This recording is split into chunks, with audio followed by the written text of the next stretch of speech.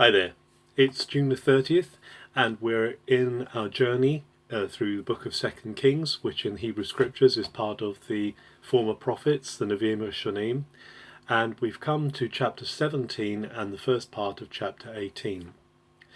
Chapter 17 is the nadir of Israel.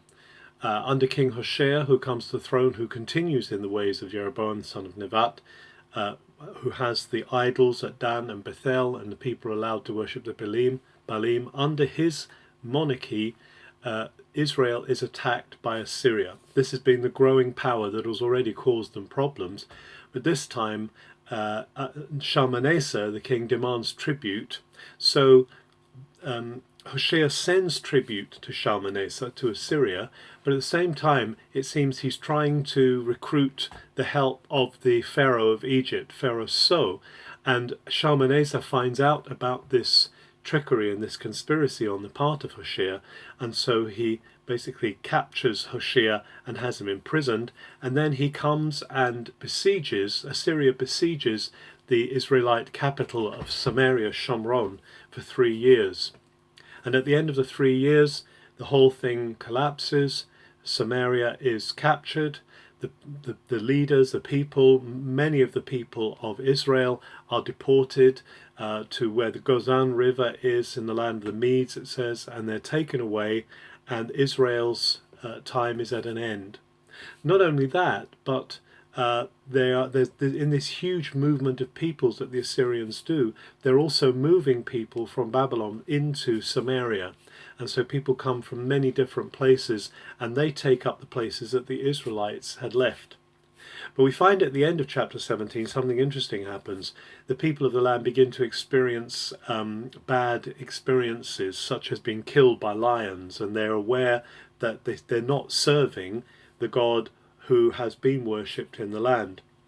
They're worshipping other gods, their own gods. And so they have sent a priest from Assyria, from where the people have been transported to, and the priest comes and teaches them the ways of the Lord, except they don't follow the ways of the Lord. It says they become fearers of the Lord, but actually they're not following all his ways.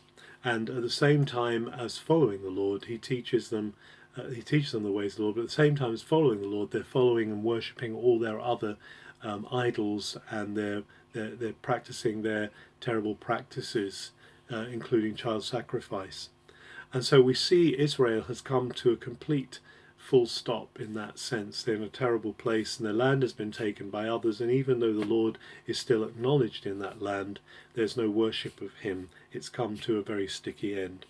What a contrast as we go into chapter 18, because in chapter 18 of 2nd Kings we find that a new king, Hezekiah, or Hezekiah as we know him, comes to the throne of Judah in the southern kingdom.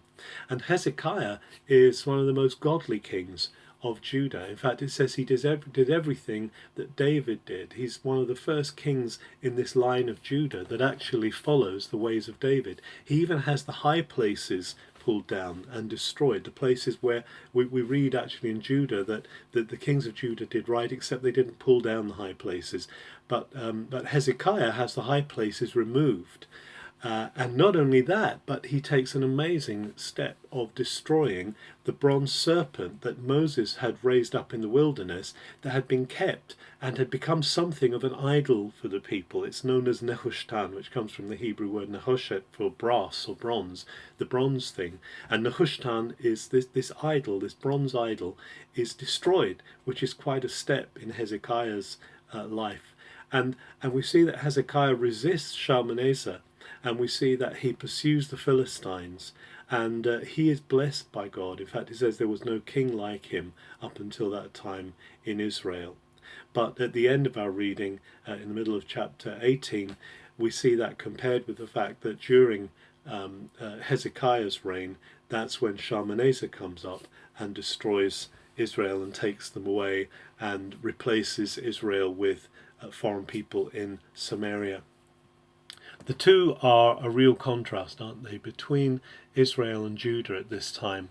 And we see that Israel is completely without cover. She's completely without help because she has completely left her help behind. She's rejected her salvation.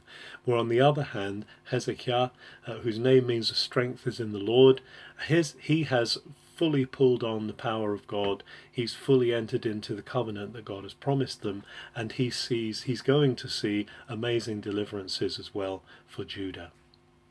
Have a very good June the 30th.